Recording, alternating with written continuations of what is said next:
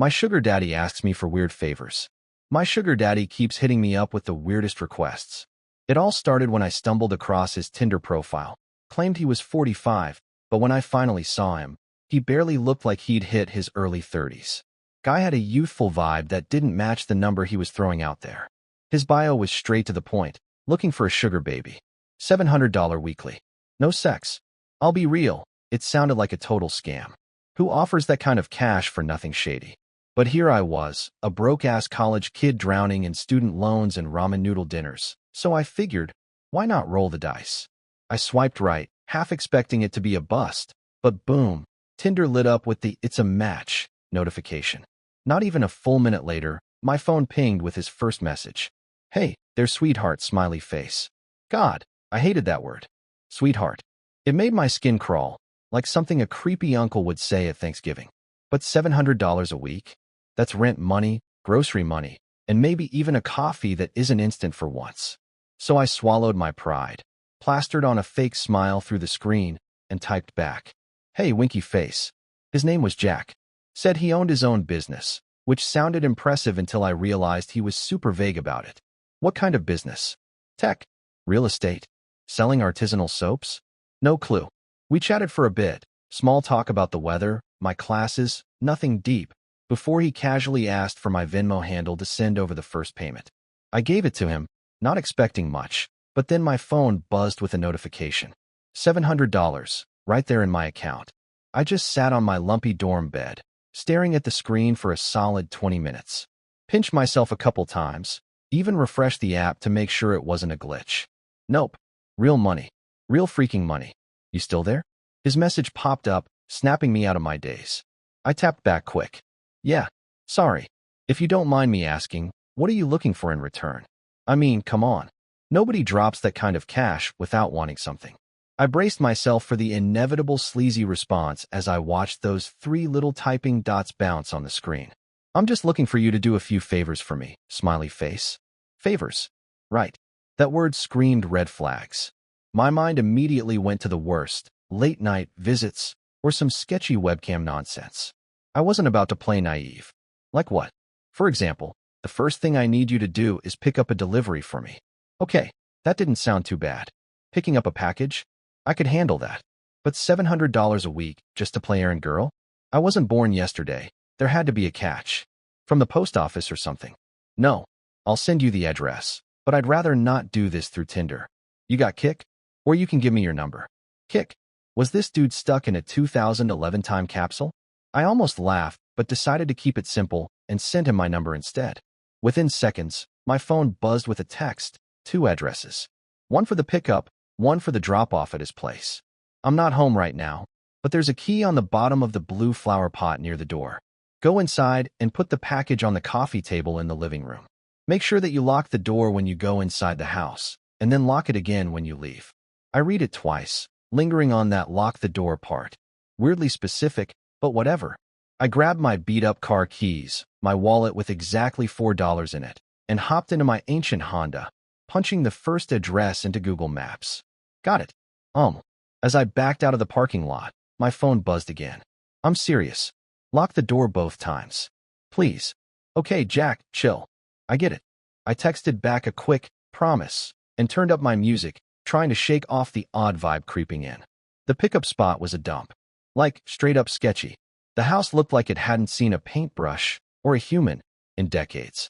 A rusty chain-link fence sagged around the yard, with a little gate barely hanging on by a single hinge. It was the kind of place you'd expect to see in a true crime doc, surrounded by way nicer homes that made it stick out even more.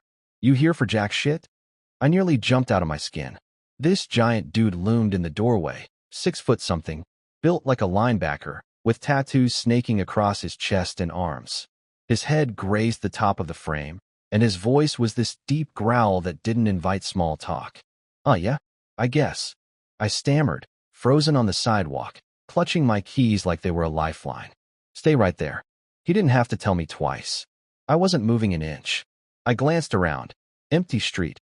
No cars, no dog walkers, nothing. Just me, a 21-year-old girl in ripped jeans, standing alone in the middle of nowhere. My grip on the keys tightened until my knuckles went white. A few minutes later, he lumbered back out with a cardboard box. It was about the size of a shoebox, but it looked like it had been through hell, stained, damp in spots, and faintly smelling like mildew. "Can you open your car?" I popped the trunk from where I stood. No way was that thing riding shotgun on my seats, and he dropped it in with a thud. "All right, there you go. Thanks," I mumbled, edging toward my car. "Oh, and one more thing." I turned, half expecting him to pull something crazy. "Watch out." "That's it. Watch out." "For what?" I didn't ask. Just nodded, slid into the driver's seat, and peeled out of there, cranking my playlist to max volume. It didn't help. My stomach was still doing flips. Jack's place was the total opposite. I pulled into a stone driveway that screamed money. Big house, stone pillars out front, grass so green it looked fake. I sat in my car for a minute, just taking it in, before grabbing the nasty box and heading to the door.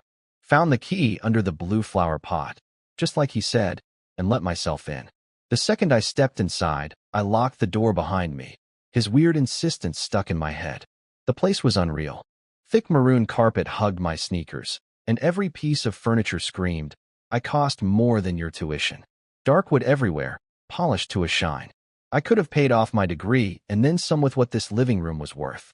I set the box on the coffee table, careful not to touch anything else, and headed back to the door. That's when I heard it, a phone ringing somewhere deeper in the house. I stopped dead, heart pounding. Then my phone buzzed in my pocket. Don't answer any calls that aren't from Marvin. Marvin? Who the hell was Marvin? I shoved my phone back and followed the ringing, curiosity outweighing my nerves. Peeked into a couple rooms, guest bedroom, bathroom, before finding it in what looked like an office. A landline on a big oak desk, screen flashing. Incoming call from Jack. What? He said he wasn't home. I pulled out my phone, double-checked the text. Yeah, no Marvin here. Just Jack calling a phone in a house he wasn't supposed to be in. Creepy meter hit 10. I booked it out of there, locking the door behind me like my life depended on it. That was just the start. Over the next few weeks, Jack kept me busy with more favors. Once, he had me drive a sleek BMW to some random park 2 cities over. Nice car, tinted windows, the works. When I got there, some dude in a hoodie handed me keys to a beat-up sedan and told me to drive it back to Jack's. Another time, I met one of his employees at a diner over lunch. Guy slid a locked briefcase across the table, stared me down, and said, "I'll know if you peek." I didn't. Delivered it to that first sketchy house, no questions asked. Then there were the times he made me hang out at that same place with the tattooed giant. Julio, apparently, for hours. No explanation, just stay there till I text you. By then, I'd racked up about $3,500. Not bad for a side hustle, right? But it was getting weirder. The latest gig was the wildest yet. I woke up to a text from Jack one morning. "I need you to spend the night at my house." We'd talked on the phone a few times, gruff voice, always vague, but I'd never met him face to face.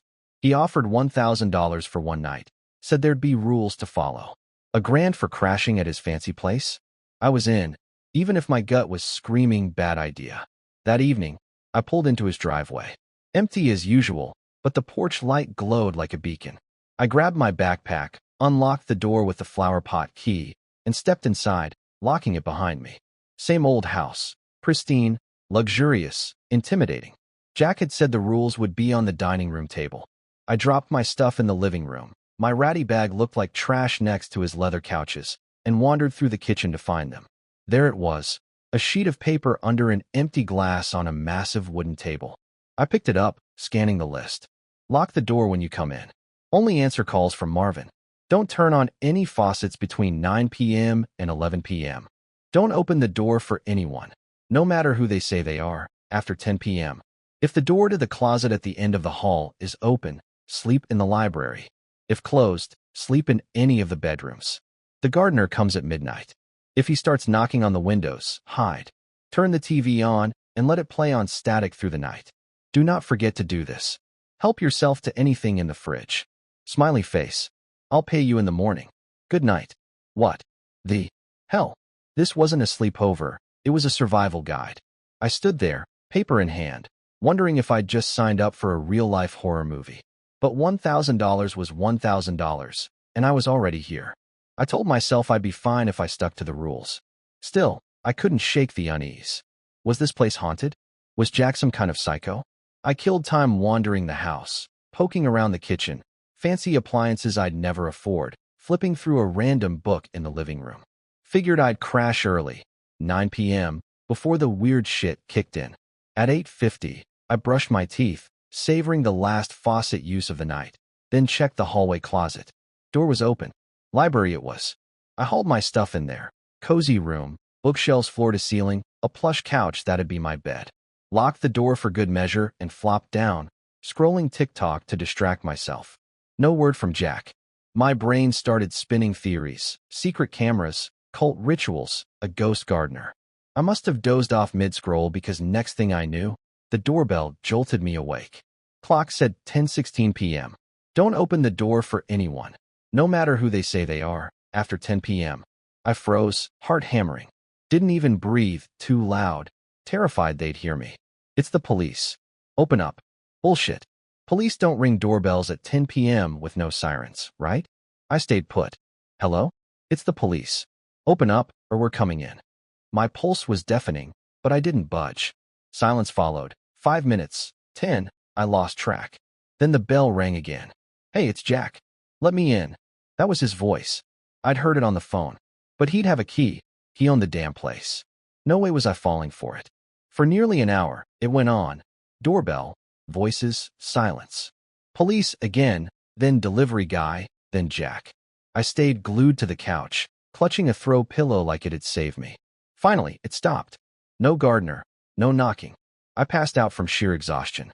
Morning came with kitchen noises, clinking pans, coffee brewing. I crept to the door, unlocked it as quiet as a mouse, and tiptoed across the living room, phone in hand. Peeked into the kitchen. Jack, real-life Jack, standing at the stove, stirring eggs. Coffee machine humming behind him. He looked up, grinned. Hey, good morning. Hi. My voice shook. He matched his Tinder pics. Dark hair, sharp jaw, 30s for sure. Scrambled eggs. He waved a wooden spoon at the pan. Yeah, thanks. I took the plate, hands trembling slightly. We ate in silence. Me scarfing eggs, him sipping coffee. Awkward as hell. So how was it? It was okay. Nothing super freaky happened. Besides the doorbell parade, but I didn't say that. Cool. I need it out. I think I'm gonna go now. I have class. Total lie. He didn't call me on it. Oh no? Yeah, sure. I'll talk to you some other time. He walked me to my car, watched me pull out. I felt his eyes on me the whole way down the drive. Back home, I unpacked, found the rule list in my bag, sat on my bed, reread it, and froze. Turned the TV on and let it play on static through the night. Do not forget to do this. Do not forget to do this. I hadn't. I'd forgotten the damn TV. My stomach dropped. Phone buzzed. $1,000 payment. Okay, maybe it wasn't a big deal. Then Jack texted. I'm not in town right now. I should be back next week, so you're free from running any more errands for me until then. Just sent the payment. Go do something fun, winky face. I read it. Reread it. I'm not in town right now. But he was there, cooking eggs, smiling at me. Minutes later, a new text. Unknown number. Did you forget to do something? Winky face. Attached, a photo of Jack in front of a TV, static glowing. Then another, my house, from the street. Then one more text. I didn't reply, just sat there, staring, wondering who, or what, I'd been dealing with. I sat on my bed, the dim glow of the bedside lamp spilling over the crumpled list of rules in my hand. My phone lay next to me, its screen still lit up with the last 2 messages from that unknown number, Jack, standing in front of the TV, in the front of my apartment building. The words "watch out" echoed in my head, looping like some creepy mantra. I didn't dare move, as if even breathing too loud would tip off whoever, or whatever, was out there. The wall clock ticked in the tiny room, each second dragging on like an eternity. I tried to replay the voice of Jack from this morning in the kitchen, low, smooth, but somehow off. Was I imagining the difference? He looked exactly like his Tinder pics, neatly cropped brown hair, a crooked smile, pale blue eyes. But if the real Jack was out of town, then who the hell was that guy? And how did he know I forgot to turn on the TV? I grabbed my phone, my finger hovering over the screen, starting to type a message to Jack. Were you home this morning? But I deleted it. If he wasn't the guy in the kitchen, texting him would just show how freaked out I was. And if he was the imposter and already watching me, then what? I locked the screen, but then remembered the unknown number. I opened the messages again, staring at the picture of my building. The angle was from across the street, near the old oak tree by the gate. When was it taken? Had I heard anyone out there? A chill ran down my spine. I bolted up, rushed to the window, and cracked the blinds just enough to peek outside. The night was pitch black, save for the sickly yellow glow of the street lamp on the empty sidewalk. No cars, no people. But the feeling of being watched clung to me like damp air. I yanked the blinds shut, locked the window, then double-checked the front door, locked, deadbolt on. I told myself I was being paranoid, but my hands shook as I picked up the phone to call Maya, my old roommate. It rang 3 times before she answered. "Hey, it's late, dude. What's up?" Maya's voice was groggy but warm. "Maya, I need to talk. Something weird is happening," I whispered, as if afraid someone in the apartment could hear me. "Weird how? Is this about that sugar daddy guy?" she asked, sounding more awake now. I spilled everything. The first errand picking up that package, the creepy rules, the fake Jack in the kitchen, and the threatening texts. Maya stayed quiet for a moment, then said, "Are you freaking kidding me? This sounds like some dangerous shit. Have you called the cops?" "The cops?" I let out a dry laugh. "Last night, someone claiming to be the cops banged on Jack's door, but I didn't open it. What if they weren't real? I don't know who to trust anymore." "Listen," Maya said, her tone dead serious. "You can't stay there alone. Come to my place right now. Pack your stuff. I'm not messing around." I hesitated. The idea of leaving made sense, but if someone was watching, would I even be safe stepping outside? "I'll think about it." "Thanks, Maya. I'll call you back, okay?" I hung up, my head spinning. That night, I didn't sleep. I curled up on the couch, hugging a pillow, leaving the lights on and the TV blaring static. This time, I didn't forget. The hissing sound from the screen made me feel slightly less terrified, if only barely. I checked my phone obsessively, but no new messages came from Jack or the unknown number. When the first rays of dawn slipped through the blinds, I finally dozed off, but my sleep was restless, plagued by nightmares. Doorbells ringing, Jack's smirk, and a shadowy figure under the oak tree. The next morning, I decided to do something. I couldn't keep living in fear. I texted Jack, "Are you back yet? I need to meet up and talk." The message sent, but no reply came right away. I dug through our old texts, looking for clues. The address of the abandoned house, his phone number, the mentions of Marvin, a name that never came up except in the rules. I opened Google, typed in the address of that first house. A hit popped up, an old news article titled, "Abandoned House Tied to Mysterious Disappearance in 2018. My heart raced. Disappearance? I read on. A man named Julio Vargas, with a rap sheet for drug charges, had lived there before vanishing without a trace. Julio, the tattooed giant. I flashed back to that damp, stained box he handed me, his low, cold voice saying, "Watch out." Was he warning me? Or threatening me?